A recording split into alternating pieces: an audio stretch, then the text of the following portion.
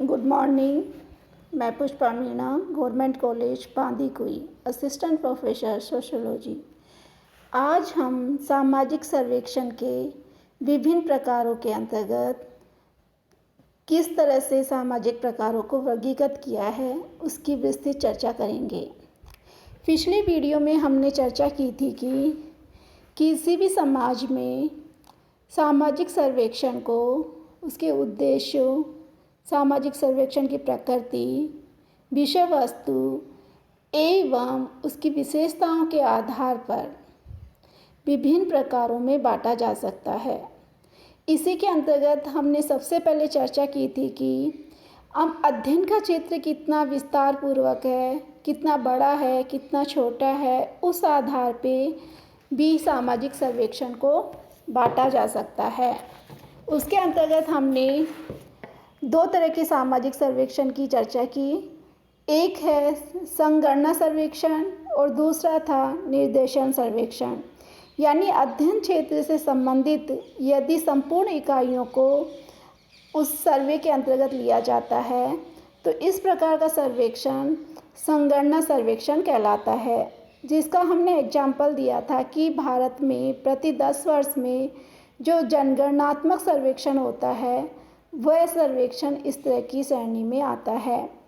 दूसरा इसी में जो क्षेत्र या विस्तार के आधार पर हमने लिया था उसमें निर्देशन सर्वेक्षण था कि संपूर्ण क्षेत्र की इकाइयों को जो अध्ययन से संबंधित हैं उस संपूर्ण क्षेत्र की इकाइयों का सभी का चयन ना करके उस क्षेत्र से कुछ इकाइयों का चयन कर लिया जाता है जो उस क्षेत्र का पूर्ण रूप से प्रतिनिधित्व करती है।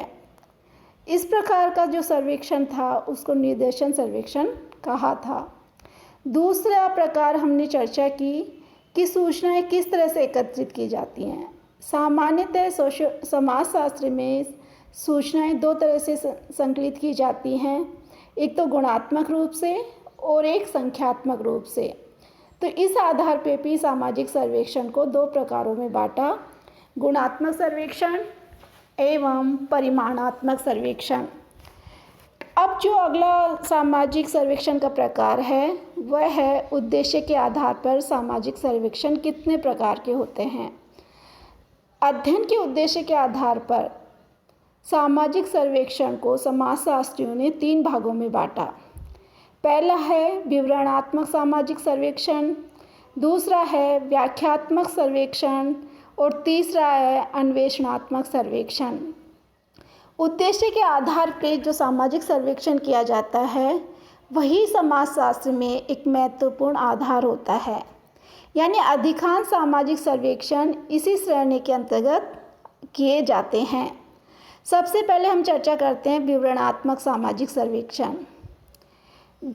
इस प्रकार के सर्वेक्षण उस क्षेत्र के लिए किए जाते हैं या जो समस्या हम ले रहे हैं, जो घटना हम ले रहे हैं, जो समुदाय हम अध्ययन से संबंधित है या समूह है, उन लोगों की सामाजिक दशा, रहन सहन, सामाजिक व्यवहार, शिक्षा, मनोरंजन, धर्म, व्यवसाय, यानी उसकी हर प्रत्येक सामान्य बातों की जो जानकारी हमें प्राप्त करनी है तो उस प्रकार की जानकारियों के लिए हम विवरणात्मक सामाजिक सर्वेक्षण करते हैं। इसका मतलब ये हुआ कि समाज जो अध्ययन से संबंधित है या कोई समुदाय है, समूह है, उसकी हर प्रत्येक स्थिति को जानने का जो प्रयास किया जाता है, उस समाज की यथास्थिति को ज्ञात करने के लिए जो सर्वेक्षण किया जाता है वो विवरणात्मक सामाजिक सर्वेक्षण की श्रेणी में आते हैं। इस प्रकार के सर्वेक्षणों से समाज में परिवर्तन की दिशा को देखा जाता है, परिवर्तन की प्रकृति क्या है एवं जो तथ्य संकलित किए गए हैं वो पूर्व में जो तथ्य उस समाज से, उस समूह से संबंधित हो उनकी तुलना की जा सकती है और तुलना के आधार पे तथ्यों की जब तुलना करके हम कोई निष्कर्ष तक पहुंचते हैं तो उसके आधार पे भविष्यवाणी करने की संभावनाएं भी बढ़ जाती हैं। तो इस प्रकार का सर्वेक्षण विवरणात्मक सर्वेक्षण कहलाता है। दूसरा सर्वेक्षण का प्रकार बताया उद्देश्य के आधार पर व्याख्यात्मक सामाजिक सर्वेक्षण। जब हम अध्ययन से संबंधित किसी घटना के पीछे निहित कारणों को जानकर उस समस्या को समझने का प्रयास करते हैं, तो इस प्रकार का सर्वेक्षण व्याख्यात्मक सर्वेक्षण कहलाता है। जैसे कि भारत में आतंकवाद जैसी सामाजिक समस्याएं हैं, वर्तमान में युवाओं में असंतोष बहुत बढ़ रहा है, छात्रों में अनुशासनहीनता देखी जा रही है, बाल अपराध जैसी प्रवृत्तियां भारतीय समाज में बहुत तीव्र गति से बढ़ रही हैं। तो इन समस्याओं के कारणों को जानने के लिए इस प्रकार के सर्वेक्षण किए जाते हैं। यानी इस प्रकार के सर्वेक्षणों में क्या है, क्यों को जाना जाता है, यानी उसकी विस्तृत व्याख्या की जाती है। तो इस प्रकार का जो सर्वे है उसको व्याख्यात्मक सर्वेक्षण की श्रेणी में रखा जाता है। तीसरा प्रकार है अन्वेषणात्मक सर्वेक्षण। जैसा कि पहले भी मैंने जो सामाजिक सर्वेक्षण के प्रकारों की चर्चा की, उसमें एक प्रकार अन्वेषण स्तर के आधार पर सर्वेक्षण की बात की थी।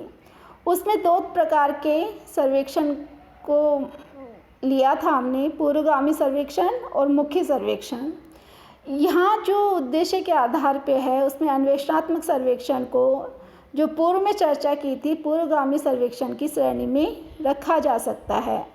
यानी जब किसी समस्या के बारे में प्रारंभिक जानकारी प्राप्त करने के लिए जो सर्वेक्षण किए जाते हैं उनको अन्वेषणात्मक सर्वेक्षण कहा जाता है। यानी जब हम मुख्य सर्वेक्षण कर रहे हैं, तथ्यों को जानने का प्रयास कर रहे हैं, तथ्यों को संकलित करते हैं, उससे पूर्व अध्ययन से संबंधित अध्ययन प्रणालियों को परीक्षित कर लेते हैं, उनको जान लेते हैं ताकि हमारा अध्ययन सही दिशा में जा सके। तो इस प्रकार के जो सर्वेक्षण किए जाते हैं उनको अन्वेषणात्मक सर्वेक्षण की श्रेणी में रखते हैं। चौथा प्रकार है समय अवधि के आधार पर भी सामाजिक सर्वेक्षणों को बांटा जा सकता है। यानी सर्वेक्षण में कितना समय लगेगा, इस आधार पर भी सर्वेक्षण को 2 भागों में बांटा गया है। एक है लघुकालिक सामाजिक सर्वेक्षण और दूसरा है दीर्घकालिक सामाजिक सर्वेक्षण। लघुकालिक सामाजिक सर्वेक्षण यानी शॉर्ट टाइम सर्वे, इस प्रकार के सर्वेक्षण थोड़े समय में संपन्न किए जाते हैं, जिनका उद्देश्य किसी तात्कालिक समस्या अथवा विषय के बारे में लोगों की राय जानना होता है। जैसे कि एग्जाम्पल के लिए जब कोई चुनाव होते हैं या चुनाव होने से पूर्व किसी राजनीतिक पार्टी के पक्ष और विपक्ष के बारे में कोई राय जाननी है जनता से, तो इस प्रकार के सर्वे किए जाते हैं। तो इस प्रकार का सर्वेक्षण बहुत कम समय में और तत्कालिक प्राप्त किया जाता है, इसलिए इसे लघुकालिक सर्वेक्षण कहा जाता है।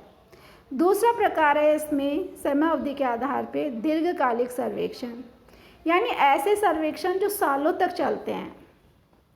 उनको अध्ययन करने के लिए हमें एक समय अंतराल की आवश्यकता होती है, क्योंकि उनकी पूर्व की स्थिति को भी जानना आवश्यक होता है, वर्तमान स्थिति को भी जानना आवश्यक है और आने वाले टाइम में उनकी क्या परिस्थितियाँ होंगी, कैसी उसकी दशा होगी, किस तरह का उसका स्वरूप होगा। तो इस तरह की चीज़ों को जानने के लिए जब हम सर्वेक्षण करते हैं तो उसको दीर्घकालिक सामाजिक सर्वेक्षण कहा जाता है।